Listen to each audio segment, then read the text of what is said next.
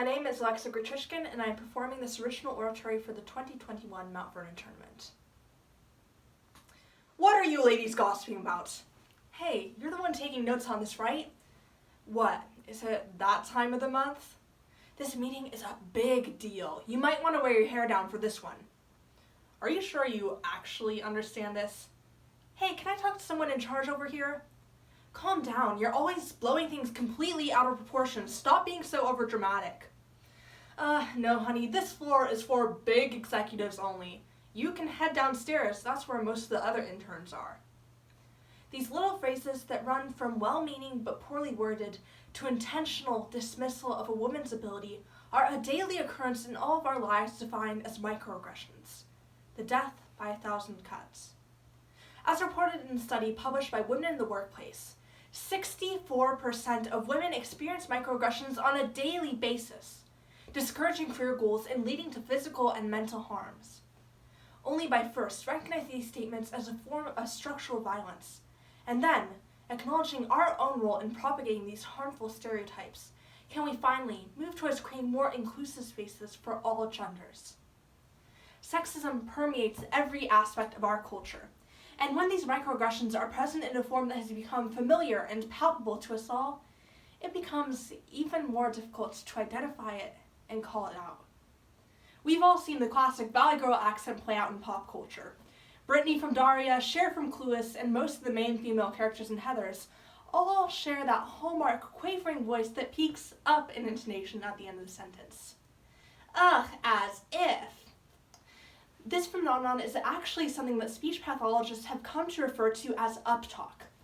As explained in a study conducted by the University of California, uptalk actually dates all the way back to the 1950s and originated as a way for the speaker to hold their ground as they're speaking.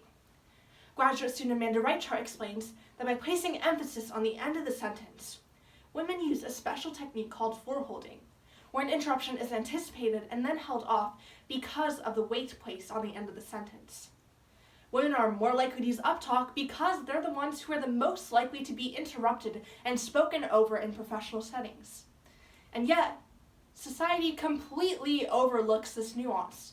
And now, anyone using uptalk is seen as a signal of a shallow girl with low intelligence who probably thinks of nothing but shopping, shoes, and which lip gloss she should wear to the mall. This personality judgment of women extends into professional settings as well. Susan Fleming, senior lecturer at Cornell, explains how women are placed into a double bind whenever they're in a leadership position. If a woman focuses on a more feminine leadership style, which places emphasis on communal and gentle traits, they're seen as weak or a pushover. On the other hand, when a woman takes on more masculine leadership traits, they're seen as bossy and overbearing. This makes it impossible for women to win as leaders, and causes women to be met with hate when those exact same actions will be met with praise if they were taken on by men. This trend of capable and intelligent women being looked down upon continues through mansplaining. Present everywhere from the classroom to Twitter, mansplaining has only become a common term in the late 2000s, despite being present for the duration of the patriarchy. Kate Mann, author of the book entitled, explains that numerous societal components all work together to make mansplaining a mainstay in today's society. The first is the assumption made on the part of the man that a woman can't possibly know as much as he does on the subject. This works in tandem with the socialization women undergo to be polite and avoid interrupting when someone else is speaking. In fact, there is actually a term called himpathy that has come about to describe the guilt women feel upon producing feelings of shame in men that they get when they're corrected. Mansplaining furthers the societal perception of males as those who are wisest and most capable, while continuing the degradation of the hard work that women have done worldwide. When motifs of sexism are present throughout society, internalized misogyny becomes commonplace and adds even more undue pressure upon women. There are two key impacts that construct internalized misogyny: self-objectification and the acceptance of gender roles. According to Utah State University, these impacts can cause distress, identity foreclosure, disordered eating, and mental illness. The idea that women can avoid the impacts of sexism if they conform to what society expects them to be is harmful and creates a turn towards harsh beauty standards and a forced perception of other women as competition rather than allies in the fight against sexism. Allowing for sexism to go unnoticed when it isn't overt creates harsh impacts on all genders that go unnoticed and have sadly become our world's new status quo.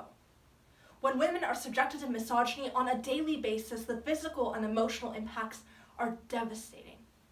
For starters, negative stereotyping harms women's careers by making them less likely to join traditionally male-dominated fields, and less likely to be offered leadership opportunities across all jobs. Research from Psychology of Women Quarterly explains that experiences of sexism actually shared similar symptoms to PTSD and made women more likely to binge drink or smoke as a coping mechanism. Additionally, sexism that seems indirect leads directly to real-world violence. Because according to the University of Sussex, sexism makes rape culture seem excusable and allows for direct violence against women to seem better than it actually is, when in reality we should all be speaking out against these issues wholeheartedly. These impacts grow beyond the individual scale and manifest themselves on international as well as global stages. In the United States, this is seen through the lack of female representation in politics. The Democratic primaries this year had one of the most diverse candidate fields we've seen to date. And yet, despite the Democratic Party priding themselves on having progressive ideas about gender, covert sexism was still a driving factor in candidate selection. A Washington Post analysis revealed split up voters into 4 main categories, ranging from least to most sexist. In the least sexist quartile, Elizabeth Warren, the top female candidate, was neck and neck with Biden for votes. But when the most sexist quartile was analyzed, this percentage dropped by an astounding 30%. Additionally, a Utah State University study found that when women who experience highest levels of internalized sexism vote, they're more likely to directly support candidates who have made sexist actions or even passed policies that directly harm women. Exclusion of women is mirrored on a global scale as well. Stereotypes that cause the devaluation of women leave them out of crucial discussions and cause the whole world to suffer for it. Numerous studies have noted that having women become involved in discussions involving peace leads to better outcomes. But only 9% of UN peace negotiators are women. When women are excluded from these discussions, issues that impact marginalized groups are ignored or swept under the rug entirely, and it becomes more difficult for sustainable and inclusive peace to be created. The actions we take every day may seem small, but they spill up to creating a world where sexism is the driving factor in political, social, and economic decisions. The most difficult thing about addressing everyday sexism is that it's everyday. It seems normal for us all. But by training ourselves to call out ourselves as well as others when we notice everyday sexist actions, it becomes easier to break down the barriers women face step by step.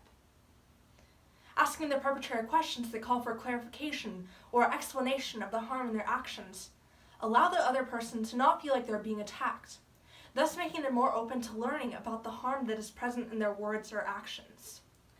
Additionally, being able to just educate ourselves, do research, and learn from women is enough to continue to break down these barriers. For women, coping with internalized sexism can involve reaching out to a mental health professional, or just beginning to break down the idealized version of a woman that society has constructed within our minds. These small actions may not feel life-changing, but in the end, by breaking down sexism that is everyday, we can break down sexism in the whole world at large, creating a world that is inclusive and strives for progress and equity.